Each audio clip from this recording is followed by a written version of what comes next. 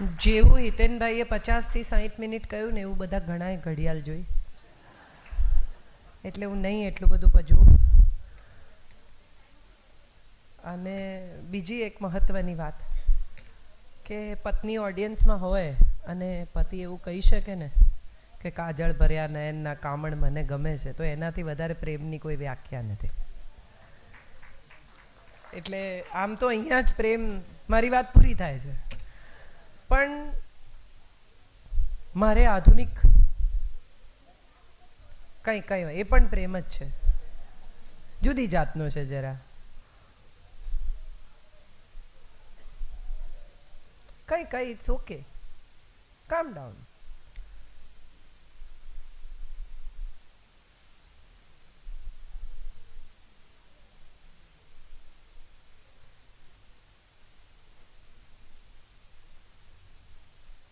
થઈ ગયું? ગ્રેટ. જોયું, મેં કહ્યું હતું ને પ્રેમ છે, પતી જશે હમણાં. આપણે બધા સામાન્યતઃ જેને પ્રેમ કહીએ છીએ, ખાસી વાત કરી, પૌરાણિક આધુનિક બધી જ. આમ તો એમણે વાત કરી, એમણે પૌરાણિક પ્રેમ વિશે વાત કરવાની હતી, મારે આધુનિક સંબંધોની વાત કરવાની હતી, પણ એમણે પણ ખાસી સાંપ્રત વાતો તમારી સાથે શેર કરી. એકચ્યુઅલી એ લોકો કરતાં શુશનો અવાજ વધારે આવે છે. It's okay. હું એવું માનું કે ખુલ્લા દિલે ઝઘડી શકે ને એવા માણસનો વિશ્વાસ કરો. આ બહુ મહત્વની વાત છે.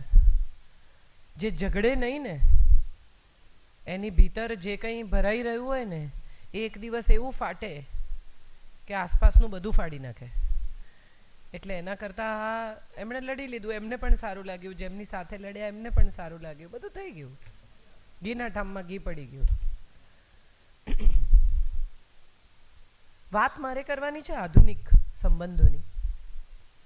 એક બહુ સરસ કથા મારે તમારી સાથે શેર કરવી છે. નિઝામુદ્દીન ઓલિયાના ખૂબ નિકટના શાગિર્દ, એમના મુર્શીદ, એમના શિષ્ય અમીર ખુસરો. પહેલાં એમનું નામ હતું અમીર, અને એમણે સંસાર વંસાર ત્યાગ્યો અને નિઝામુદ્દીનની સેવામાં લાગી ગયા.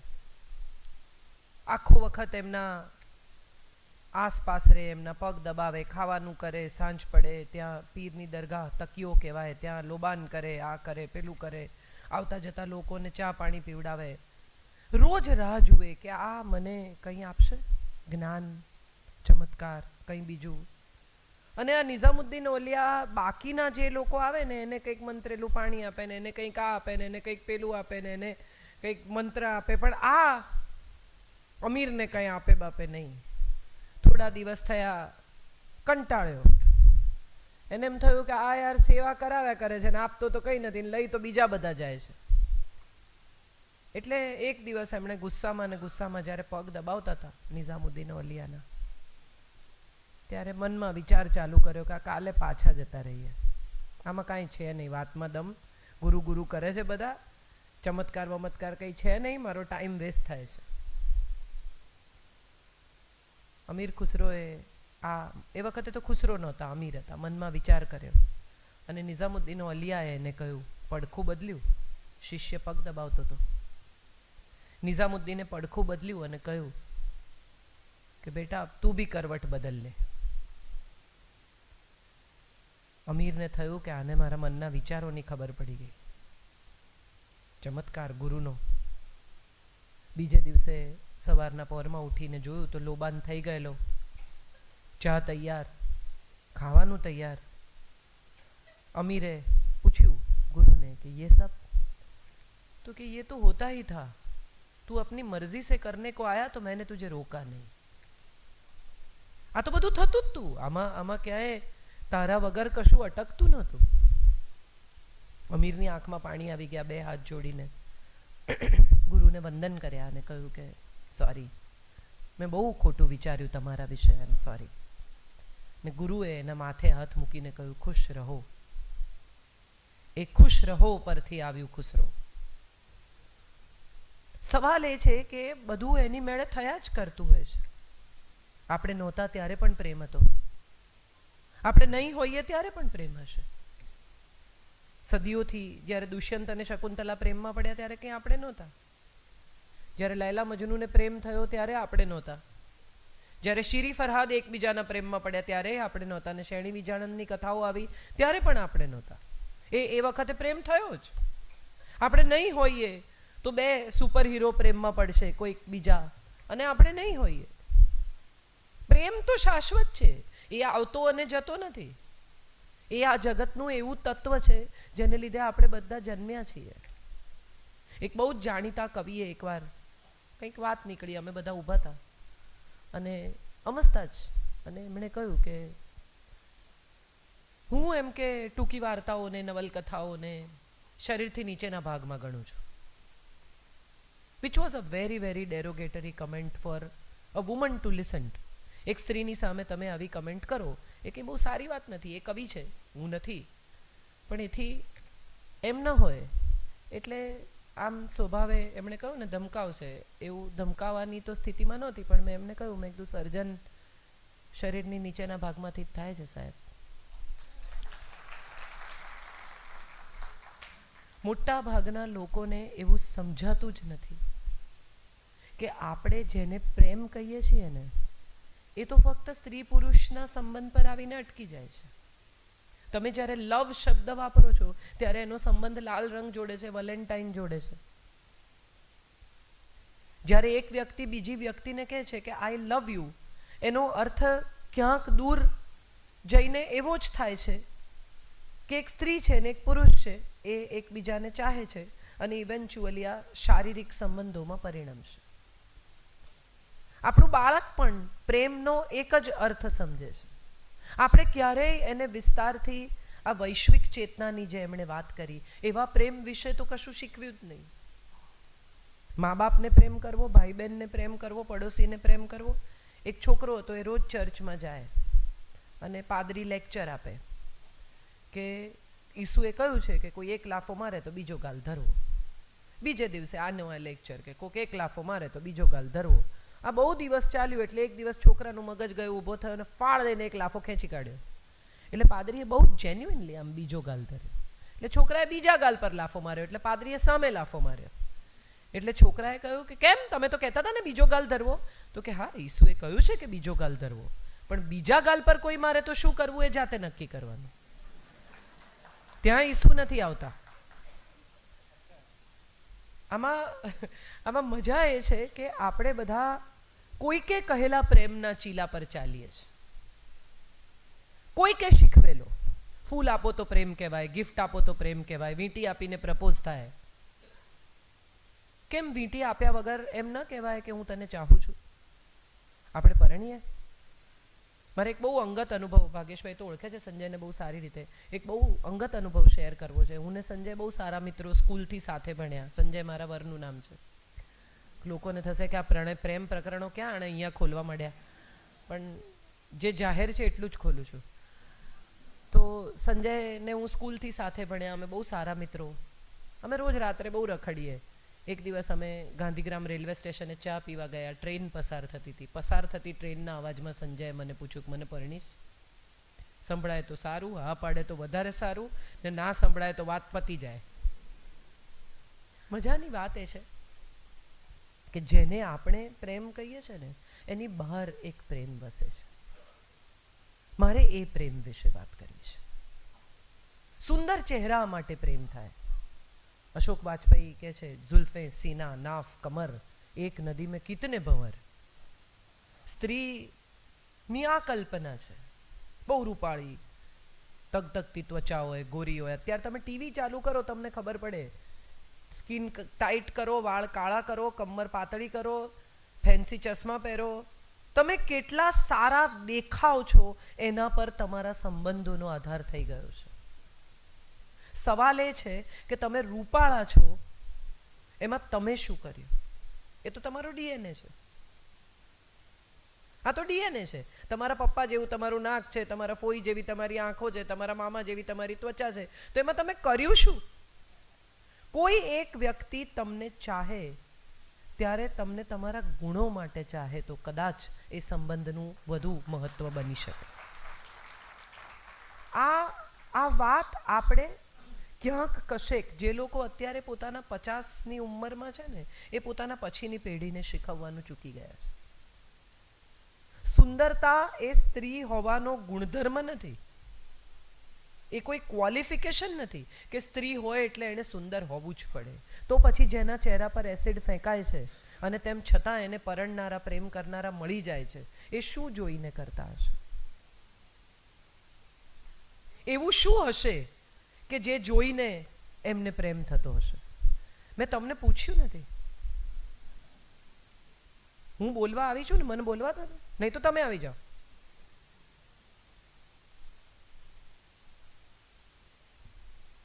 આમાં ઘણીવાર મુખ્ય વક્તા બિચારા મુખ્ય શ્રોતા થઈ જાય. મજાની વાત એ છે કે આપણે બધા જ જ્યાં ત્યાં આ પ્રેમને એટલો સસ્તો કરી નાખ્યો છે કે બે લોકોને, હમણાં એક બહુ સરસ કોઈકે મને SMS મોકલ્યો છે કે એક બેન ઘરમાં હતા, એકલા હતા, ખરાબ બપોરનો સમય હતો, આખી બિલ્ડિંગમાં કોઈ નહોતું અને એમના ઘરને બેલ વાગી, એમણે બારણું ખોલ્યું તો એક છોકરો ઊભેલો તદ્દન નગ્ન. એ બહેન બે ક્ષણ જોઈ રહ્યા અને પછી એ છોકરાને ઘરની અંદર લઈને બારણું બંધ કરી દીધું. શું સમજ્યા? આ છોકરો 1.5 વર્ષનો હતો. જેવું નગ્ન છોકરો કયો એવું મગજમાં શું દેખાયું? This is what we have learnt. આ આપણું કન્ડિશન લર્નિંગ છે. સદીઓથી પેઢી દર પેઢી આપણે આ જ શીખતા આવ્યા કે પ્રેમ એટલે શરીર, પ્રેમ એટલે હાથ પકડવો, પ્રેમ એટલે ચુંબન કરવું, પ્રેમ એટલે ભેટવું, પ્રેમ એટલે આલિંગન કરવું, પ્રેમ એટલે પ્રપોઝલ કરવી, પ્રેમ એટલે લગ્ન કરી લેવા. તો પછી એ લોકોના પ્રેમની વાત કોણ કરશે કે જેમણે એકબીજાને મુક્ત કરી દીધા? સાહેબ, રાધાથી શરૂ કરીને એવી કેટલીય સ્ત્રીઓની કથા કહી શકાય કે જેણે પ્રેમ માટે મુક્તિ આપી. એક બહુ સુંદર કથા છે. રજનીશજી વારંવાર કહેતા કે એક ગામમાં એક ઘર હતું, એમાં 2 ઘડા, એક માટીનો ને એક પિત્તળનો. બંને વચ્ચે બહુ પ્રેમ. પિત્તળનો ઘડો બહારથી પાણી લઈને આવે, માટીના ઘડામાં રેડે. માટીનો ઘડો એને બધી ઘરની વાતો કરે, પિત્તળનો ઘડો બહારની વાતો કરે. 2 જણા આખો વખત સાથે ને સાથે એટલો પ્રણય 2 જણા વચ્ચે, થીક લવ. ગામમાં પૂર આવ્યું એટલે પિત્તળના ઘડાએ માટીના ઘડાને કહ્યું, તું ગભરાતો નહીં, હું તારી સાથે છું, તને કંઈ નહીં થવા દઉં. એટલે માટીના ઘડાએ પિત્તળના ઘડાને કહ્યું કે જો એવું છે, પૂર આવશે ને તારું સંતુલન ડગમગી જશે, તું મને અથડાઈશ ને મારા ટુકડે ટુકડા કરી નાખીશ. કેટલીક પરિસ્થિતિઓમાં છૂટા પડી જવું હિતાવહ હોય છે. હવે મને મારા રસ્તે જવા દે અને તું મારું માને તો ઊંધો થઈ જા. આ અહંકાર છોડીને ખાલી કરી નાખ તારી જાતને, તો ટકી જઈશ. પેલો માને નહીં, એ તો ગુસ્સામાં માટીના ઘડાને અથડાયો, તિરાડ પડી, રહ્યું સયું પાણી પણ નીકળી ગયું. સાવ હલકો થઈને માટીનો ઘડો તો તરતો જતો રહ્યો. પિત્તળનો ઘડો ગુસ્સામાં ખસ્યો નહીં ત્યાંથી, ઊંધોય ન થયો ને સીધોય ન થયો ને બેસી રહ્યો. પાણી ભરાઈ ગયું ને ડૂબી ગયો. સવાલ એ છે કે જ્યારે અમુક પરિસ્થિતિ તમને પોતાના કાબૂમાં લઈ લે અને પરિસ્થિતિ તમારા કાબૂની બહાર નીકળી જાય, ત્યારે છૂટા પડવું એ પણ હિતાવહ હોય છે અને એ પણ પ્રેમ હોય છે, એકબીજાના ભલામાં હોય છે. રાધાએ જ્યારે જવા દીધા કૃષ્ણને, કહી શક્યો હોત કે નથી જવાનું, જઈને બતાવ તાકાત હોય તારામાં. ઘણીવાર મને એવો વિચાર આવે કે કોલંબસની પત્નીએ જો એને પ્રશ્નો પૂછ્યા હોત કે ક્યાં જાઓ છો, કેમ જાઓ છો, કેમ એકલા જાઓ છો, ક્યારે આવશો, ખબર નથી એટલે કઈ બાજુ જાઓ છો, મને લેતા જાઓ ને, તો આપણને કદાચ એક દેશ ન મળ્યો હોત. કેટલા બધા આ જગતના એવા સંબંધો વિશે વાત કરી શકાય કે જેણે એકબીજાને મુક્ત રાખીને પ્રેમ કર્યો, જેમાં સૌથી મોટું અને સૌથી પહેલું નામ મારે અમૃતા પ્રીતમને ઇમરોઝનું લેવું પડે. 40 વર્ષની રિલેશનશિપ, બંને એકબીજા જોડે પરણ્યા નહોતા. અમૃતાજી તો સાહિર લુધિયાનવીના પ્રેમમાં હતા, સાહિરજી મુંબઈ જતા રહ્યા અને એક એવો સમય આવ્યો કે જ્યારે સાહિરજી એને કહી દીધું કે ભાઈ આ સંબંધમાં હું કંઈ બહુ જોતો નથી. ઇમરોઝજી ત્યારે મુંબઈ ગુરુદત્ત જોડે કામ કરતા હતા અમૃતાએ એક દિવસ ફોન કર્યો અને એને કહ્યું કે પતા નહીં કુછ અચ્છા નહીં લગતા દિલ્હી મેં. એમનો ફોન મુકાવો અને બીજે દિવસે સવારે રેડિયો સ્ટેશન પર ઇમરોઝનું હાજર થવું. ઇન્દ્રજીત નામ હતું, એમાંથી અમૃતાજી એમનું નામ ઇમરોઝ પાડ્યું. રોજ એમના ઘરે રહે સવારથી સાંજ. એક દિવસ ઇમરોઝે કહ્યું કે લોગ બાतें करते हैं कि क्या बातें करते हैं कि मैं पूरा दिन तुम्हारे घर रहता हूँ. એટલે અમૃતાજીએ હસીને કહ્યું કે તો फिर रात को भी क्यों जाते हो. એ દિવસથી બે જણા જોડે રહ્યા, જિંદગીના 40 વર્ષ જોડે કાઢ્યા. અમૃતાજીથી આટલી નાની બે જણા વચ્ચે આટલો મોટો એજ ગેપ, અને ક્યારેય કોઈની કારકિર્દીમાં બે જણા વચ્ચે નથી આવ્યા. ઇમરોઝજી આટલા મોટા પેઇન્ટર હતા, એમણે કોઈ દિવસ કવિતા નથી લખી. અમૃતાજીના ગયા પછી એમણે કવિતા લખી અને એમના 3 પુસ્તકો પ્રકાશિત થયા, જેમાં એક કવિતા બહુ અદ્ભુત છે. एक दिन अमृता ने पूछा था चलते चलते, एक दिन अमृता ने पूछा था चलते चलते, क्या तुमने woman with a mind paint किया है. સ્ત્રી શરીર બહુ ચિત્રો આપણે જોયા છે, સ્ત્રીના મનનું મગજનું ચિત્ર કોઈએ કોઈ દિવસ દોર્યું છે. સ્ત્રી બુદ્ધિશાળી પણ હોઈ શકે, આવો વિચાર ભાગ્યે જ કોઈને આવે છે. સ્ત્રીની બુદ્ધિ સામાન્યતઃ બધા જ લોકોએ અમુક રીતે જોઈ છે. રૂકમણીને શસ્ત્ર અસ્ત્ર શાસ્ત્ર રાજનીતિ શીખવવામાં આવેલી, અને એમ કહેવાય છે કે કૃષ્ણની સૌથી મોટી એડવાઇઝર હતી રૂકમણી. કૈકેયી જ્યારે દશરથ સાથે યુદ્ધે ગયા ત્યારે એમના રથનું ખીલો નીકળી ગયો અને કૈકેયીએ એમાં પોતાની આંગળી નાખી. આ પ્રેમ નથી? આઈ લવ યુ કહેવાય અથવા ફૂલો અપાય અથવા બીજું કંઈ એ પ્રકારનું તમારું અમુક જેસ્ચર હોય તો જ પ્રેમ હોય. પતિના રથમાંથી ખીલો ન નીકળી જાય ને એમાં આંગળી નાખી દે, એનાથી મોટો પ્રેમ કયો હોય? સવાલ એ છે કે આપણે દકિયાનુસી પુરાણી પ્રથા સાથે જોડાયેલા પરંપરાગત પ્રેમને જ ઓળખીએ છીએ, એ સિવાયના કોઈ પ્રેમને ઓળખવાની આપણી તૈયારી જ નથી. હવેના સમયમાં જે પ્રેમ પ્રવેશ્યો છે ને એ બહુ આધુનિક પ્રેમ છે. એને હવે આ પુરાણા ખ્યાલો સાથે અમુક પ્રકારના એક્સપ્રેશનનો મોહતાજ નથી આપણે. તમે આ છોકરાઓને પૂછો ને કે તે એને કહ્યું તેને કહ્યું કે યુ લવ હર, કે નોટ યેટ. એટલે તમે એને પૂછો કે કેમ, કે આઈ એમ નોટ શ્યોર. આ છોકરાઓને એવી ખબર છે કે પહેલા ભીતર પ્રેમ હોવો જોઈએ પછી એક્સપ્રેસ કરવાનો. મોટા ભાગના લોકોએ ભીતર જન્મ્યો ને એ પહેલાં જ ઉલટી કરીને કહી દીધું કે હું તને પ્રેમ કરું છું, મારી જોડે લગ્ન કરીશ. 2 જણા પરણી ગયા, પ્રેમ નદારદ, લગ્ન ટકી ગયા. શત્રુઘ્ન સિન્હાને એક ઇન્ટરવ્યૂમાં કોઈએ પૂછેલું કે આર યુ હેપીલી મેરિડ, ત્યારે શત્રુઘ્ન સિન્હાએ કહેલું કે I am married, my wife is happy. બહુ ઇન્ટરેસ્ટિંગ હોય છે આ પ્રેમનો પ્રવાસ. અને બહુ સરસ કહ્યું ભાગ્યેશભાઈ કે પહેલો પ્રેમ મા સાથે છે. મારે તો એવું કહેવું છે કે પહેલો પ્રેમ જાત સાથે છે, હજી એનાથી આગળ જઈને. જે સ્વયંને પ્રેમ નથી કરી શકતા એ બીજા કોઈને કેવી રીતે પ્રેમ કરે? તમારે સૌથી પહેલા તો જાત વિશે અદ્ભુત ફિલિંગ હોવી જોઈએ. તમે સુંદર છો, તમે આત્મવિશ્વાસથી સભર છો, તમે ખુશ છો, તમે મજા કરો છો, તમે આનંદમાં છો, તમે ખુલ્લા દિલે હસી શકો છો, તમે ખુલ્લા દિલે ઝઘડી શકો છો, તમે દિલ ફાડીને રડી શકો છો. તમને કોઈ જાતની ક્યાંય પણ મુખવટાની જરૂર નથી. એવા જો તમે બની શકો તો તમે સ્વયં પ્રેમ થઈ જાઓ. પછી તમારે બહારના આમ તેમ ઇધર ઉધર પ્રેમ ગોતવાની જરૂર ક્યાં છે? અને જે સભર છે એ જ કોઈને કંઈ આપી શકે છે. ભીતરથી ખાલી હોય કોઈને શું આપે? જે પોતે જ પ્રેમ ગોતે છે એ ક્યાંથી કોઈને આપવાનો છે? મારી પાસે હોય તો હું તમને આપું, મારી પાસે છે જ નહીં, હું તમને કેવી રીતે આપવાની છું? એટલે પહેલાં તો ભીતરથી સભર થવું પડશે, સ્વયંને ચાહવા પડશે, આત્મવિશ્વાસથી સભર થવું પડશે, હસી શકવું પડશે. કેળાની છાલ પર તમે લપસી જાઓ અને કોઈ તમારા પર હસે પહેલાં જો તમે હસી પડો તો બાકીના લોકો માટે કોઈ પરિસ્થિતિમાં પ્રોબ્લેમ જ નથી. હું ઘણી બધી વાર મારી સાથે જ્યારે અમુક પ્રસંગો બને ત્યારે હું કહું કે હું તો આ બધાને એમ લાગે છે કે હું બહુ હોશિયાર છું, હું કેટલી રોલી છું એ તને જ ખબર છે. સામેના માણસને તમે એ તમને એમ કે આ બધા તને હોશિયાર માને, તું કેટલી ડોબી છે મને ખબર છે, એવું એ તમને કે એને બદલે તમે એને કહો, આખી વાતનો મિજાજ ફરી જાય સાહેબ.